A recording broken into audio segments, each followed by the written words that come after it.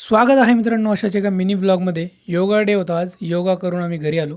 कारण आम्ही alternative exercise करत असतो. कधी योगा करतो, कधी झुंबा करतो, कधी वेट ट्रेनिंग करतो, कधी कार्डिओ करतो. तर घरी आल्यानंतर आज पहिलं काम होतं, विवानला वॅक्सिनेशन द्यायचं होतं 15 महिन्याचं.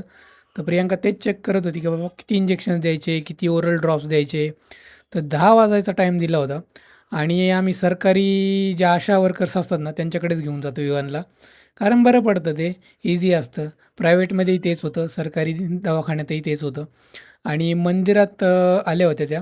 तर त्यांनी विवानला उजव्या पायाला, डाव्या पायाला आणि एक दंडाला दिलं. तर विवान इथं हसतोय. आम्हाला वाटलं काही दुखणार नाही आहे, पण खरी परिस्थिती पुढे होती. तर विवान आला घरी आणि एक मातृवंदना स्कीम त्यांनी सांगितली होती. ती स्कीम काय आहे आपल्या व्लॉगमध्ये मी एक्सप्लेन केलेली आहे. दिवसभर त्याला खूप त्रास झाला, पण तो तेवढा होणारच होता. बर्फाने आई शेकवत होती त्याला. तर आणि त्याला आम्ही संध्याकाळी पाय हलवायलाही मदत करत होतो. म्हणजे बॉल ठेवायचो आणि तो किक करायचा. पण डावा पाय काय तो हलवत नव्हता. तर असं सगळं होतं.